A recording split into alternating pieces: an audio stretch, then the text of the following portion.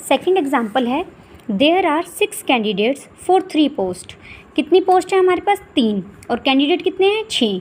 In how many ways can the post be filled, कि आप इन post को कैसे फिल कर सकते हैं। मान लीजिए ये 3 हमारे पास पोस्ट हैं, ठीक है, और कैंडिडेट मेरे पास कितने हैं? 6। C1, C2, C3, C4, C5 and C6 मैंने इनको नाम दिया है, ठीक है।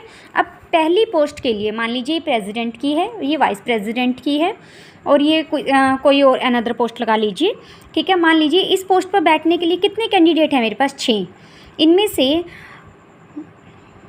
C1 को मान लो मैंने यहाँ बिठा दिया, C1 को फर्स्ट पोस्ट दे दी, तो C2 इस पोस्ट पर बैठने के लिए कितने कैंडिडेट रह गए? C1 ने तो इसको फिल कर दिया, ठीक है।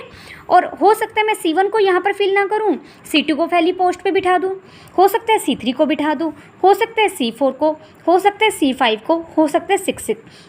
यानी 6 के 6 कैंडिडेट पहली पोस्ट के लिए एप्लीकेबल या अवेलेबल है हमारे पास, ठीक है। लेकिन जिस भी इन 6 में से जिसको भी मैं यहाँ बिठा दूँगी, एक बारी के लिए मान लीजिए मैंने C3 को बिठा दिया, C3 को यहाँ पर बिठा दिया, ठीक है। अब बाकी सेकंड पोस्ट के लिए कितने बंदे रह गए? क्योंकि मुझे 3 पोस्ट हैं, 3 अलग अलग कैंडिडेट चुनने हैं।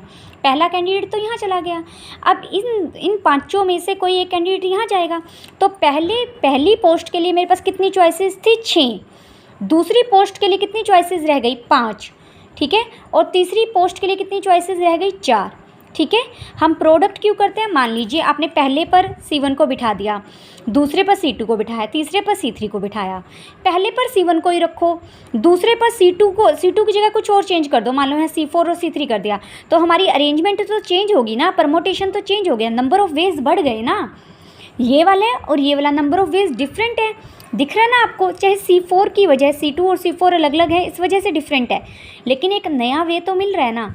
तो इन सब की प्रोडक्ट कर देते हैं, जितनी चॉइसेस यहाँ हैं, जितनी चॉइसेस यहाँ हैं, जितनी चॉइसेस यहाँ हैं, इन सब की प्रोडक्ट मिलकर टोटल चॉइसेस बनती है। यही है fundamental principle of counting. Next example देखिए, from among the 36 teachers in a school. एक स्कूल में 36 टीचर हैं, ठीक है। 1 principal and 1 vice principal are to be appointed. In how many ways can this be done. अब कितनी हमारे पास post कितने हैं? बिल्कुल पीछे वाले एग्जाम्पल की तरह देखो, 2 पोस्ट हैं, प्रिंसिपल और वाइस प्रिंसिपल की। कैंडिडेट कितने हैं? C1 से लेकर C6 तक, C36 तक 36 कैंडिडेट हैं। मैंने इन 36 में से किसी को भी यहाँ बिठा सकती हूँ, ठीक है ना। 36 के 36 यहाँ के लिए अवेलेबल हैं, तो यहाँ पर कितनी चॉइसेस हैं इस पोस्ट के लिए? 36। लेकिन जिसको यहाँ बिठा दिया उसको यहाँ थोड़ी ना बिठा सकते हैं, वो 2 पोस्ट थोड़ी ना लेगा। कभी भी स्कूल में ऐसा थोड़ी ना होता है जो प्रिंसिपल है वही वाइस प्रिंसिपल हो। प्रिंसिपल और वाइस प्रिंसिपल अलग अलग होते हैं, ठीक है। तो यहाँ के लिए चॉइसेस कितनी है? 36। तो यहाँ के लिए कितनी चॉइसेस बची? 35। और इन सब की प्रोडक्ट हमारे पास टोटल नंबर ऑफ़ वेज बनेगी, क्योंकि अगर यहाँ पर मान लो मैंने C1 को बिठाया तो C1 C2 भी मेरे पास एक चॉइसेस है, C1 C3 भी है, C1 C4 भी है, C1 C5 भी है, C1 अप टू सोन 36 तक, ये सारी डिफरेंट चॉइसेस है। फिर हम लेंगे C2 के साथ यहाँ पर C1 को बिठा दिया, C2 के साथ यहाँ पर C3 को बिठा दिया, C2 के साथ यहाँ पर C5 को बिठा दिया या 4 को बिठा दिया। तो यहाँ C2 को अगर फर्स्ट पोजीशन में तो इनके लिए भी, तो इसलिए इन सब की प्रोडक्ट करके जितना आएगा that is the total number of ways, ठीक है, 1260। नेक्स्ट एग्जाम्पल देखिए, in a class there are 30 boys and 18 girls. 30 लड़के हैं और 18 लड़कियां हैं। The teacher wants to select 1 boy and 1 girl to represent the class of a quiz competition. In how many ways can it makes this selection. अब total जो boys हैं 30, उनमें से एक सिलेक्ट करना है, तो बॉयज़ को सिलेक्ट करने के लिए चॉइसेस कितनी हैं? 29 में से किसी भी एक को सिलेक्ट कर सकते हैं। तो बॉयज़ के लिए सिलेक्शन चॉइसेस कितनी है? 30। और गर्ल के लिए चॉइसेस कितनी है? 18। लेकिन मान लो यहाँ पर बॉय हमने B1 सिलेक्ट किया, तो B1 के साथ बॉयज़ कितनी हैं?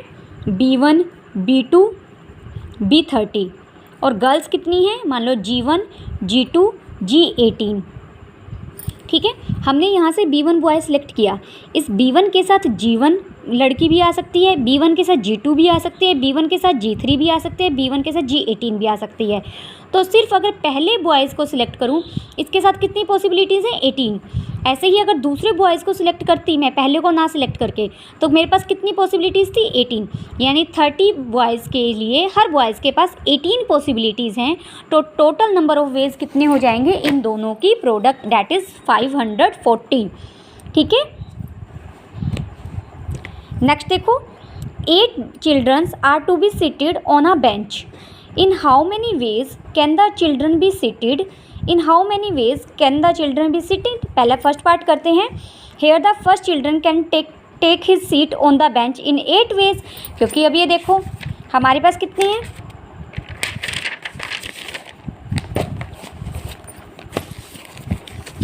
मेरे पास 8 सीट्स हैं। 1 2 3 4, ये 8 सीट्स हैं। ठीक है, मान लीजिए।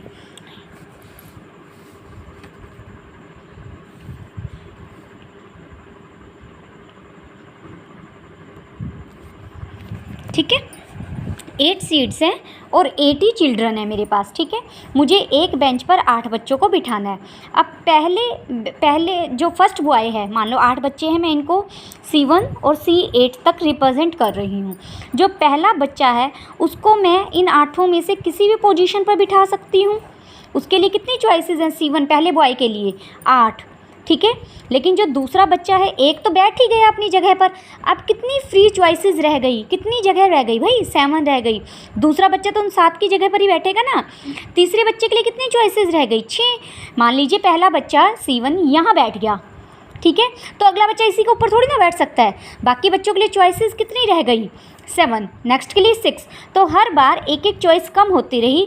तो ये 8 फैक्टोरियल यानी 40320 इसका आंसर आ जाएगा। ठीक है, सेकंड पार्ट है, how many arrangement are possible if the youngest child sit on the left hand side of the bench. अब बेंच है ये पूरा। ठीक है, ये पूरा बेंच है। इसका एक लेफ़्ट पार्ट होगा, एक राइट। ये लेफ़्ट पार्ट ले लेती हूँ मैं। ठीक है, हमारे हैंड के अकॉर्डिंग ले लिया। ये लेफ़्ट पार्ट है। इस लेफ़्ट पर तो मैंने बता दिया कि इन 8 में से ये बच्चा बैठेगा। मान लो कोई भी जो यंगेस्ट चाइल्ड है उनमें से, जो उसको तो यहाँ सीट बिठा दिया। अब 8 बच्चों में से एक की जगह तो फिक्स कर दी। बाकी कितनी जगह बच गई? 7। बच्चे कितने बच गए? 7। उनके लिए सेम यही तरीका होगा, क्योंकि वो 7 कहीं भी बैठ सकते हैं।